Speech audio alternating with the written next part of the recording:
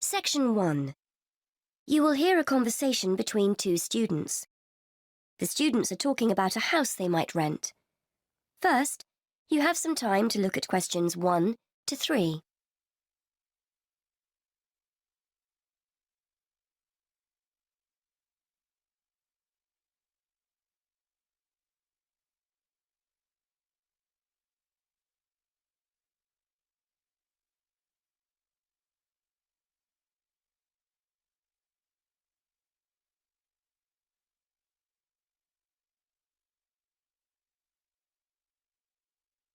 You will see that there is an example that has been done for you.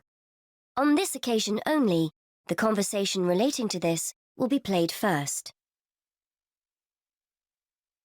Hi, Jason. So what's the house like?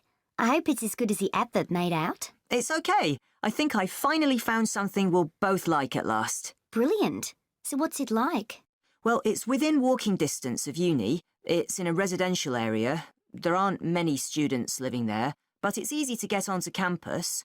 And the city centre is only a bus ride away. Jason explains that the house is within walking distance of the university, so A has been circled. Now we shall begin. You should answer the questions as you listen, because you will not hear the recording a second time.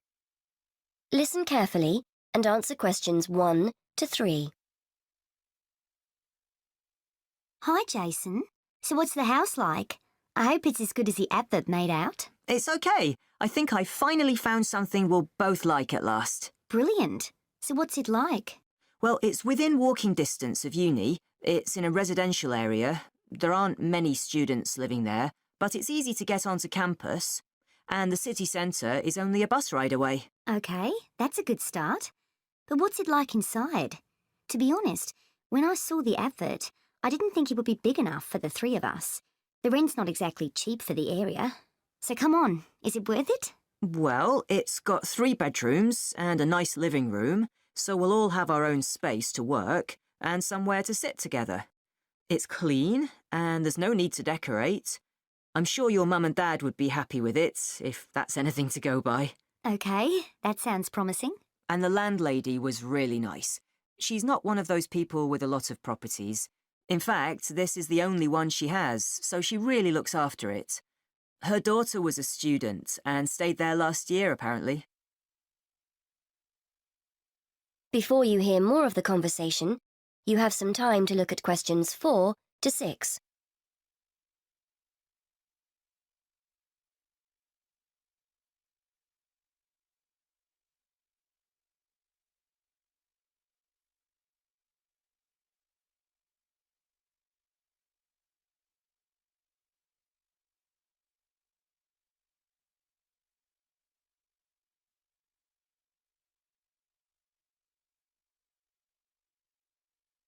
Now listen and answer questions 4 to 6. Good. The advert said there's no garage, but I can park on the road outside. I checked, and there are no parking restrictions along that road. I know there are some shops in the neighbourhood, so we'll be okay for food and basic things. Yes, that's right. It's a nice house, and the kitchen's fine. I suppose it's not exactly modern, but it's clean and functional. All the things you need, washing machine, cooker. There's no garden, which is a shame, so nowhere to sit in the summer. But there's Wi-Fi, so all in all, I'm happy with it. Before you hear the rest of the conversation, you have some time to look at questions 7 to 10.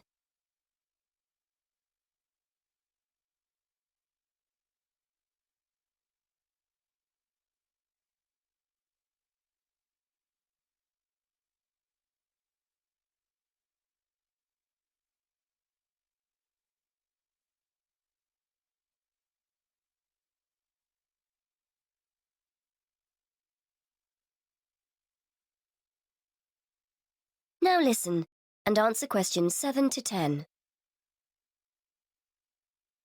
Right then, I think we've cracked it. I'd like to see it myself before we sign anything. I might pop along later to have a look. It's on Foxwell Road, isn't it? Let me just make a note of the address. That's Foxwell Road, is that right? Yes, that's right. Number 94. I'll come along with you for another look. So you know what the rent is, don't you? £430 a month.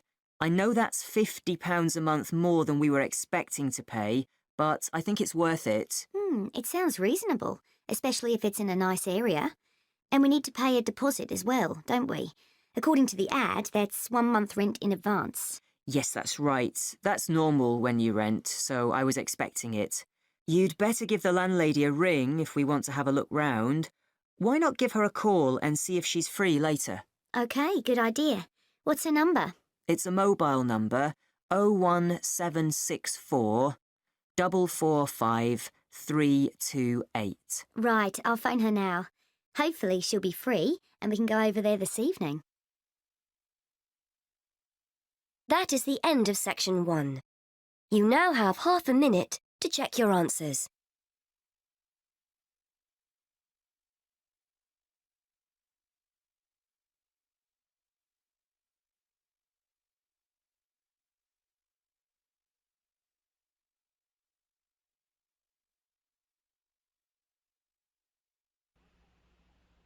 Now turn to section 2. Section 2. You will hear an address by the college president welcoming new students to a residential college. First, you have some time to look at questions 11 to 14.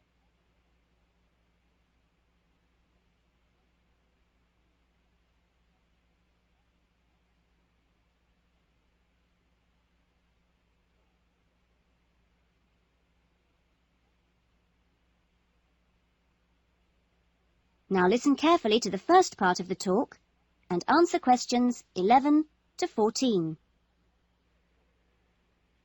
Well, good morning, everyone. It's good to see you all here. Welcome to Smith House. Smith House, as you may or may not know, is one of the oldest residential colleges of the university. As you can see, the building you're in now, which contains this main lounge, the dining room, the recreation room, the kitchen and the offices, was part of the original old house built in the 1840s, to be used by the family of George Smith. That's, of course, how the house and college got their names. The original house was converted into a residential college for the university in 1940, and since then has continued to be added on to and modernised. You'll notice when you receive your room allocation in a few minutes that your room number either begins with the letter N, S or W, like this one here. The first letter refers to the 3 wings of the college, which come away from this main building. Of course, the letters represent the 3 directions, in this case, north, south and west. Each wing has 2 floors, and so the next number you see is either 1 or in this case 2, and this indicates which floor your room is on.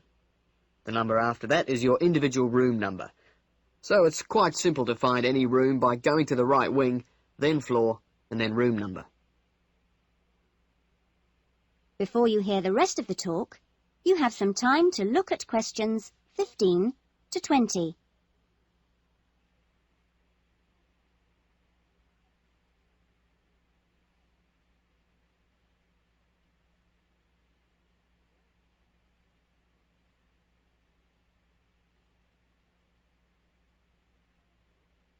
Now listen carefully and answer questions 15 to 20.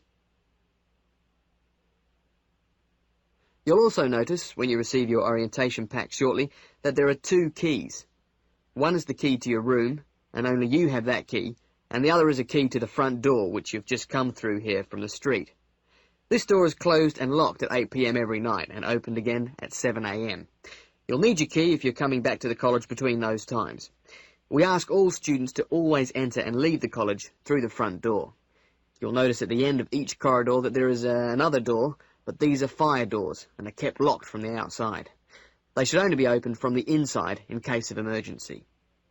In your fees, you've paid a laundry fee, which covers the cleaning of bed linen and towels. All bed linen and towels are clearly embossed with the name Smith House, so it's easily identifiable. If you want your other laundry to be done by the college, this can be arranged for a small extra fee. There are only a few rules here at Smith House, and we have these rules so that we can all live comfortably together. The most important rule is that there must be no noise after 9 p.m. There is also no smoking in the rooms or anywhere inside the college, but smoking is permitted on the balconies. All meals are served in the dining room. Meal times are listed in your orientation pack. Please read these carefully, as meal times cannot be changed, and if you arrive late, I'm sorry to say, you'll just go hungry. If you're unsure about things, each floor has an elected floor senior, who is usually a student in their 3rd or 4th year of study, who's been at Smith House for a while. The floor seniors will introduce themselves later today and answer any questions you have.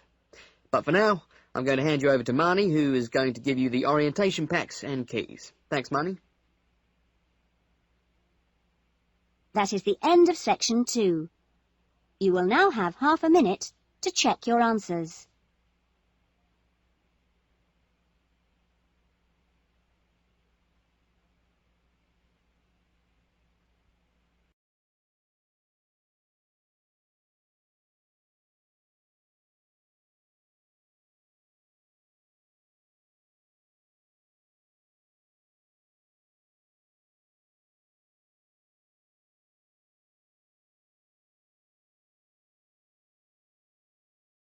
To section 3.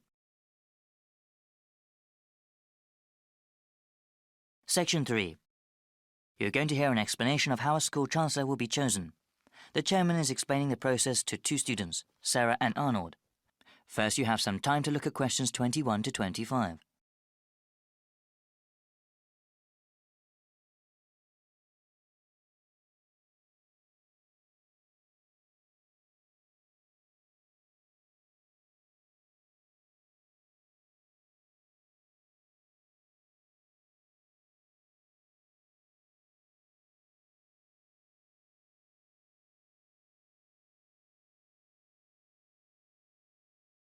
Now listen carefully and answer questions 21 to 25.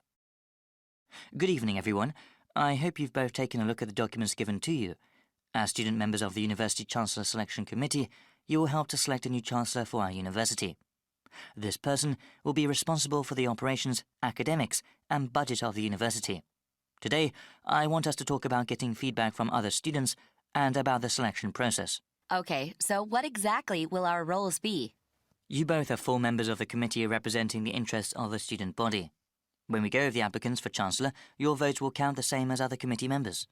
The same as other faculty and administrators? Okay. Indeed. It is important to have student input in the selection process. That will be part of your duties as committee members, to talk to the student body and get a feeling for what they want in a new Chancellor. You will report back to me, the committee chairman, and then talk to the rest of the committee. I suggest that you contact the student newspaper and ask them to do some sort of survey. You both can also talk to the heads of various student organisations and gauge their opinions. All right, what sort of questions should we ask? Well, if you know of any issues important to the student body as a whole, you can ask them about that. I know that there was a recent increase in student fees. Since the Chancellor's in charge of the budget process, he or she will certainly be involved with that. That is one topic that everyone can be asked about. A question about financial issues? Okay. You also mentioned going to different student groups. I was wondering, would that be appropriate? If the Chancellor is the head of the whole university, is it that important to ask the opinions of a smaller individual organisation? Definitely. They may be smaller organisations, but they often represent a wide number of students. It would be in the best interests of the school to have a Chancellor that understands the needs of not just the community as a whole, but of the different parts that make up that whole. I see. I guess it would be best to contact the leadership group of each club and group. Yes, actually, that would probably be the most efficient way to get their opinion. Before you hear the rest of the explanation, you have some time to look at questions 26 to 30.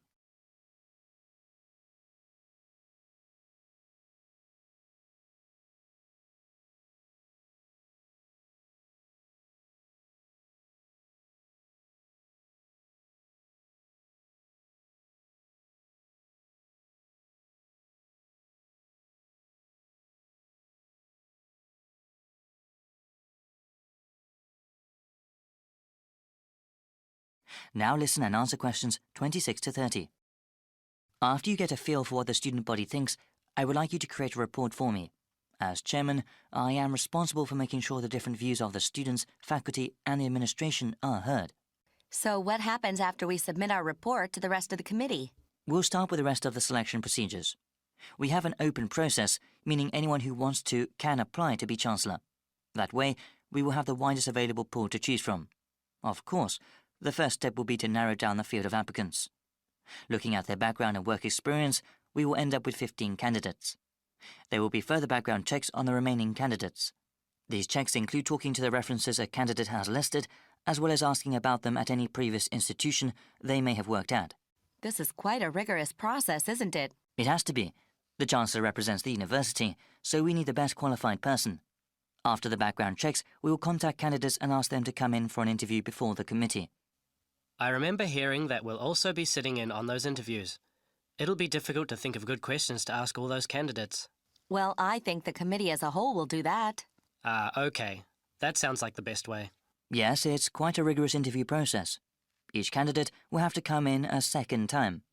The final 5 candidates will then be asked to come in a third time and actually interact with some of the community members here. After the committee chooses the finalist, that one name will be sent to the Board of Trustees to be approved. They will also go over the candidate's material before having an up or down vote on him or her. Then that person becomes the Chancellor of the university? It is good to have so many people working together on this. I'm sure we'll find a great Chancellor. Yes, actually there are many interesting stories about past selection committees. That is the end of section 3. You now have half a minute to check your answers.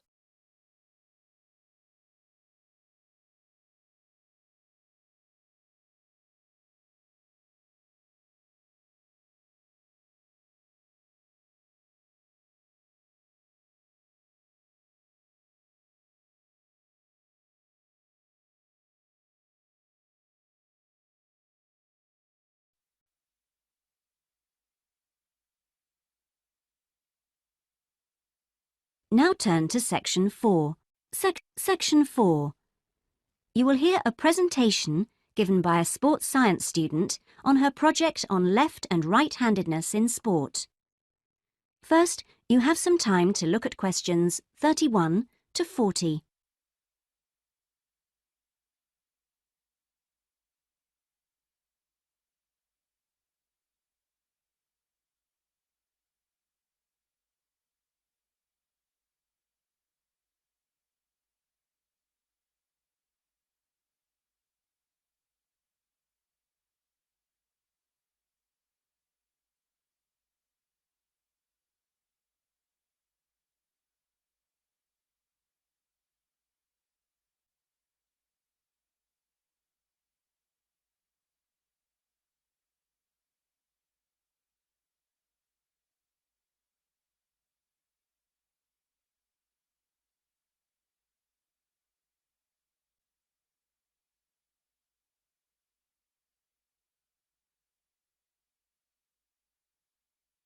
Now listen carefully and answer questions 31 to 40.